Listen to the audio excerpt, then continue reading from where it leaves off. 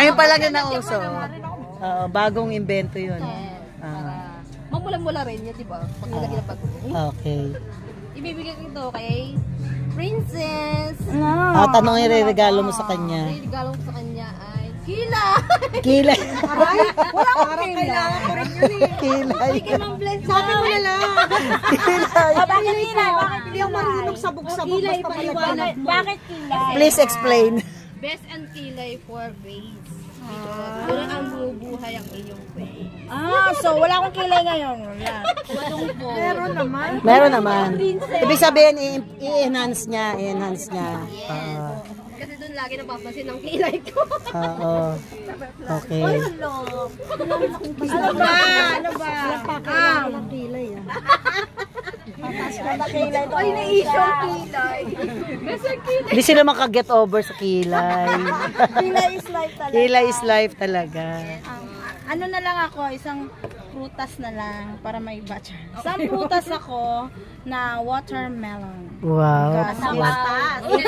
Pakwan naman, pakwan naman. Ay, Pakwan man, no? Pakwan sa'yo. Okay, sige. Pakwan. Kasi it's hard outside but it's soft inside. Alam mo yun, yung parang, Akala nila galit. yung lalo na may tone of voice minsan pagka hindi ko talaga kontrolado, para akong napapasigaw pero hindi ako nagagalit noon.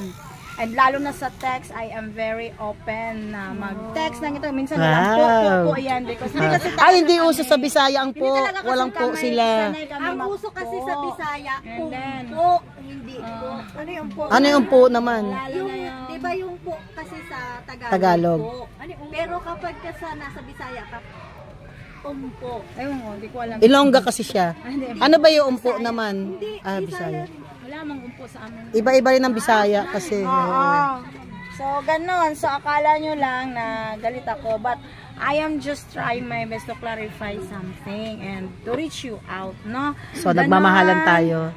Then, kung maglakad ako, Love. kung maglakad ako, diretso talaga akong tumingin. Baka sabihin nyo na Isnabera.